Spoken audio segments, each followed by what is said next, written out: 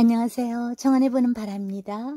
오늘은 일산 호수공원의 국화꽃 전시회를 배경으로 견딜 수 없는 슬픔이라는 제목으로 여러분에게 이야기를 전해드리겠습니다. 여러분도 세상이 다 무너져 내리는 것 같은, 사라져버리는 것 같은 슬픔을 경험해 본 적 있으신가요? 이번에 이태원 참사를 통해서 고통을 겪고 계신 분들이 그런 상황이실 것 같습니다. 저도 한 5년 전에 그런 슬픔을 겪어본 적이 있습니다. 나이가 들수록 부모님이 연로하셔서 떠나시게 될 때 우리는 그렇게 하늘이 무너지는 슬픔을 경험을 하게 되죠. 그러나 자식을 잃게 된다는 슬픔은 정말 그거와는 다른, 차원이 다른, 감당할 수 없는 슬픔인 것 같아요. 저 같은 경우에 그랬습니다. 저희 큰 아이는 무역업을 하고 있어서 평소에 이렇게 해외 출장을 많이 가게 됩니다. 그 아이가 저 몰래 외국 병원에 다니면서 알아보고, 또 우리나라 경두 두경구암의 그 권위자가 계셔요. 20몇 년 동안 그 병만 연구했다는 그런 전문의 선생님이 계신데, 그분을 통하여서 두경구암이라는 진단을 받고 아이 혼자 고통 중에 있었습니다. 이름조차 생소한 두경구암이라는 판정이 나왔을 때 귀 뒤쪽 그 침샘 부위가 있는 부위에 이렇게 암이 생기는 거거든요. 근데 그 암은 특이하게도 성장 속도가 굉장히 빠르고, 그 두경구암 중에도 그 타액선 암과 편도암 이런 부분이 있는데, 그 발견될 경우가 얼굴 한쪽이 약간 변형이 오기 시작했어요. 뭔가 종양 같은 게 보이고 만지면 두껍고. 근데 이제 침샘에 암이 생기면은 생존율이 5년 안에 50%라고 그래요. 두경부암에 그 암이 생기게 되면은 나중에 이제 얼굴에 뼈까지 이렇게 잘라내야 한다고 그러더라고요. 담배를 잘 피우는 사람에게 생긴다는데 아이는 담배를 전혀 피우지 않았어요. 아이 스스로가 해외 유명한 병원에 가서 다 알아보고, 나중에 연대 세브란스 병원에서 이제 그런 결과가 나오자마자 자포자기한 심정에서 그때 저에게 얘기를 한 것이었습니다. 어차피 이제 살 날이 얼마 안 남았기 때문에 아이는 실토를 한 것이었어요. 그때 그 참담하고 정말 막막한 심정은 이루 말할 수가 없었고, 더군다나 그 암은 주변 조직으로 옮기는 게 아니라 낭종이라고, 그래서 그 임파선 주머니 쪽으로 몸의 어느 조직이든 빨리 옮겨갈 수 있는, 그래서 급속도로 빠른 속도로 퍼져나가는, 그래서 마지막에는 폐에 전이가 돼서 폐를 공격해서 죽게 된다는 그런 치명적인 암이라고 들었습니다. 그 소식을 듣는 순간 정말 아이는 마음으로 모든 걸 포기하고 이렇게 받아들이는 것 같았어요. 아이는 어릴 때부터 상당히 똑똑했고 특이한 점이 많았습니다. 초등학교 3학년 때부터 책을 써서 그 책이 전국 서점에 팔렸었거든요. 중학교 1학년 때는 주식을 해가지고 그 당시에 105만 원을 벌어서 일본을 여행을 했었는데, 그때 가다가라 히데가라 이런 식으로 기분밖에 모르는데 일본에 가서 일주일 동안 여행을 하고 나중엔 꼭 일본 사람처럼 말을 하더라고요. 그만큼 모험심이 강하고 도전적이고 겁먹는 일이 없었어요. 성격이 대범했었거든요. 초등학교 1학년 때부터 고등학교 때까지 반에서 회장을 놓치지 않았었어요. 그리고 고3 때에는 주식으로 1,300만 원을 모아서 9개 나라를 이렇게 돌아다니기도 했었습니다. 제가 낳았지만 참 별중맞은 애라고 제가 맨날 그랬어요. 어릴 때부터 모든 걸 스스로 다 알아서 하니까 엄마로서 미안하기도 하고 고맙기도 하고 또 죄책감이 들기도 했어요. 당시에는 케빈이라는 미국 사람이 무역회사를 차려줬어요. 어린 나이지만 대표직을 맡고 있었고 열심히 일하는 중이었고 해외 출장도 굉장히 바쁘게 돌아다녔어요. 그 소식을 들은 후부터는 저는 울고 다녔습니다. 집에 들어와서 그 아이의 모습을 본다는 게 그렇게 고통스러울 수가 없어요. 도살장에 끌려가는 소처럼 정말 막 발걸음 한 걸음 한 걸음이 천근만근이더라고요. 그래서 정말 그 예쁜 얼굴이 사라질 수 있다는 걸 정말 너무너무 고통스러워서 이게 숨이 쉬지가 않았어요. 사람이 극단적인 슬픔을 당하게 되면 이렇게 막 오장이 뒤틀리는 막 그런 후끅긴 짐승 같은 그런 울부짖음을 운다는 것을 저는 그때 알았습니다. 한 달 이상을 정말 실컷 울었던 것 같아요. 정신만 차리면 울었어요.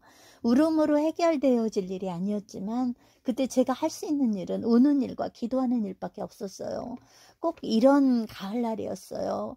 길가에 커다란 가로수가 이파리가 떨어져 갖고 막 횡탱그하게 이렇게 길가에 바람이 부는 대로 이렇게 휘둘리고 있었거든요. 어수선하게 흩날리는 모습 꼭 제 모습 같았어요. 꼭 이런 가을날이었는데 그때 이제 아이가 그런 말을 하더라고요. 엄마, 나는 지금 죽어도 남들이 못 누리는 것 다 누리고 살았고 그래서 아쉬운 것은 없는데 내가 앞으로 한 2년만 고통을 안 받으며 살 수 있으면 좋겠어. 아이가 그런 말을 하는데 화살처럼 제 심장에 막 그 말이 파고들어서 이렇게 피가 흘리는 것 같았어요.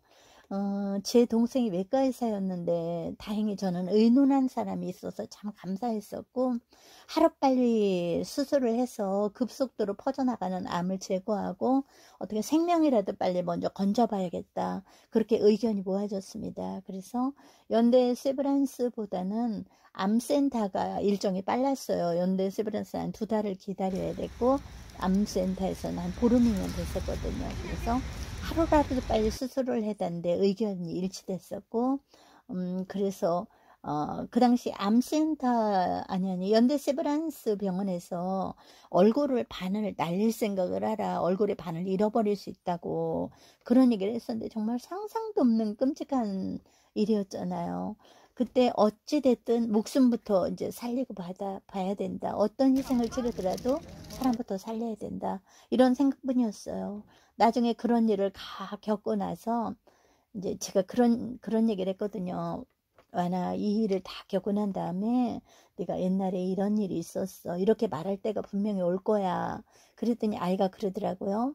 엄마, 희망을 생각할 수 없을 때 희망을 얘기한다는 건 참 잔인한 일이야. 그러니까 나한테 그런 말을 하지 마. 그런 말을 하더라고요. 그때도 막 심장이 움켜쥐는 것 같이 고통스러웠어요. 한창 나이에 정말 20대 꽃같은 청춘인 아들에게 들을 수 있는 얘기가 아니잖아요. 저는 기도하다가 지쳐서 하나님 뜻대로 하세요. 하나님 손에 달렸잖아요. 저는 저 아이를 낳았지만 저의 생명은 하나님이 주신 분이시잖아요. 만약에 저 아이가 죽게 된다면 나중에 저는 제 마지막 폐를 그 아이에게 주고 떠나겠어요. 그게 제 아이를 위해서 할 수 있는 전부인 것 같아요. 그러면서 저는 맞은 거 다 이제 포기를 하고 엎드려서 그날 새벽에 그런 기도를 했어요. 그때 전 알았어요. 사람이 극단적인 궁지에 몰리면 다른 생각은 아무 생각을 할 수가 없어요. 이성적이고 뭐 그런 판단은 지각할 수가 없다는 걸 제가 알았어요. 저한테 또 둘째 아들이 있고 남편이 있고 저한테 가정이 있다는 그런 생각은 할 수가 없어요. 그런 생각이 아예 들지도 않더라고요. 그래서 오로지 어떻게든 이 아이를 살려야 된다는 생각뿐이었고 제 생명은 아무 의미가 없더라고요. 애를 잃어버린 상황에서 제가 산다는 게 무슨 의미가 있겠어요. 그래서 이제 나중에 이제 수술을 했는데 암센터에 수술했는데 선생님이 그러시더라고요. 암이 아닌 것 같아서 주변 조직을 최대한 살렸다고 그리고 침샘 하나 하고 임파선을 없앴다고 그러시더라고요. 근데 그 말씀을 하시는데 이 소리가 꿈속에서 들리는 왕왕왕왕왕 하면서 사라지는 그런 느낌이었어요. 그래서 그때는 제발 하나님 제발 그렇게만 해주세요. 제발 그렇게만 해주세요. 막 그러고 울었던 것 같아요. 그런데 나중에 병원에서 아무래도 암인 것 같다고 다시 열어서 다시 수술을 해야 할 것 같다고 그러셔요. 그러면서 이제 모든 결과지를 다시 검사하고 막 그러는 중이었어요. 그래서 우리는 다른 병원에 갈까 여기에 있었으니까 여기에서 그냥 수술을 할까. 동생은 유착이 생기기 전에 조직이 엉겨붙기 전에 빨리 수술하는 게 좋다고 이제 그러는 중에 검사를 하고 나중에 최종적인 검사를 하게 되었어요. 그런데 결과가 나왔지만 이제 며칠까지 와서 그 결과를 와서 보라고 이제 그런 의사 선생님 그 시간이 있잖아요. 근데 저는 그때까지 기다릴 수가 없어요. 그래서 제가 완전 초조금 돼서 너무 힘들어 하니까 동생이 병원에 가서 아마 검사 결과지가 나와 있을 거라고 그 결과지를 가져오라고 그러더라고요. 그래서 이제 그 결과지를 가져다가 동생한테 보냈어요. 그랬더니 나중에 한참 후에 전화가 왔어요. 아무래도 최종적으로 암이 아닌 것 같다. 암이 아닌 걸로 결론이 났다. 이런 얘기를 하더라고요. 근데 그 얘기를 듣는 순간에 너무 무서워서 저는 막 전화기를 들고 몸이 팔팔팔팔팔 떨렸어요. 왜냐면 이게 꿈일 것 같다. 만약에 이게 꿈이면 내가 깨어나면 어떡하지? 그러면 난 또 다시 무서운 현실 속에서 내가 또 어떻게 견디지? 그러면서 막 이게 꿈이 아니기라면서 울면서 막 그렇게 소리 지르고 있었던 생각이 나요. 나중에 아이가 그러더라고요. 엄마 그 조그만 패를 나한테 떼어서 주려고 그랬어. 엄마 패 참새 많은데 그걸 나한테 주려고 했냐고 그러면서 웃더라고요. 전 그때 평생 울어볼 수 있는 울음을 다 울어봤어요. 캄캄한 암흑 속에서 혼자 내던져진 것 같은 슬픔을 그때 느껴봤어요. 세상에 무슨 말을 해도 그 위로가 마음에 들어오지 않는다는 것을 그때 경험을 했습니다. 지금은 아이가 무역회사 대표로 열심히 회사를 맡아서 잘 운영하고 있습니다. 전 제가 겸허한 마음이 필요할 때 그때를 떠올려 봐요. 기가 막힐 웅덩이에서 나를 건지신 하나님께 감사드립니다. 여러분은 살면서 가장 큰 고통이 있으셨나요? 그게 무엇인가요? 하나님께 기도하세요. 하나님께서 위로해 주시고 함께 하시기를 저도 기도합니다. 저처럼 아이도 이렇게 잘 될 때 그게 내 힘이고 내 능력이고 내 재능이라고 생각할 게 아니고 정말 하나님이 나를 얼마나 기가 막힌 웅덩이에서 나를 건지셨는지 그것에 대한 감사를 생각하면서 그 믿음을 회복하고 그런 마음으로 아이가 살고 기도하기를 저는 간절히 바라고 있습니다.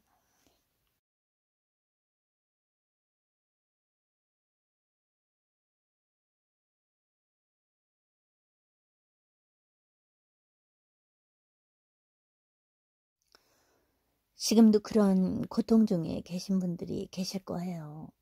세상이 끝난 것 같고 나만 혼자 내버려진 것 같고 나한테 있는 고통이 영원히 끝나지 않을 것 같고 그런 두려움에 사로잡히신 분들이 있을 거예요. 그렇지만 아무리 고통스러운 시간도 결국은 끝나고 또 다른 또 좋은 시간이 돌아오기도 합니다. 그러니까 힘을 내시고 함께 저도 어려운 분들을 위해 기도합니다. 감사합니다. 정언해 보는 바랍니다.